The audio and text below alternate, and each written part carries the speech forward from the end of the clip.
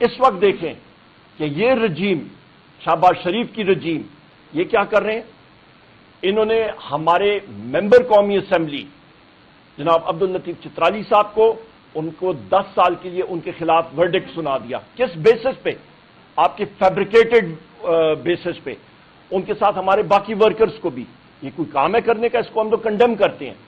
اس کے ساتھ ساتھ میرے خلاف بحیثیت لیڈر آف دی اپوزیشن میرا سیاسی مخالف، جس کو 2018 میں پاکستان تحریک انصاف کے ٹکٹ میں نے 40,000 سے ہرایا تھا، اور پھر 2024 میں جس وقت میں 1 سیکنڈ بھی اپنے حلقے میں کیمپین بھی نہیں کر سکا، میں اپنے والد صاحب کی تدفین میں پوری طرح شرکت نہیں کر سکا، میرے پیچھے انٹیلیجنس ایجنسیز والے پڑ گئے اور وہاں سے مجھے نکلنا پڑا قبرستان سے، تو اس میں بھی میرا سیاسی مخالف کہتا ہے کہ جی دھاندلی ہوئی ہے۔ اور بھائی میں تو تھا ہی نہیں، میرے گھر کے اوپر 18 ریڈز ہوئے، اور اس کے بعد وہ جب اس نے پٹیشن دائر کی الیکشن کمیشن میں تو وہ ٹائم اس کا ختم ہو چکا تھا۔ ہم لوگ ہائی کورٹ گئے، ہم نے کہا جی یہ الیکشن کمیشن کا کام نہیں ہے، یہ کام ہے ٹریبیونلز کا۔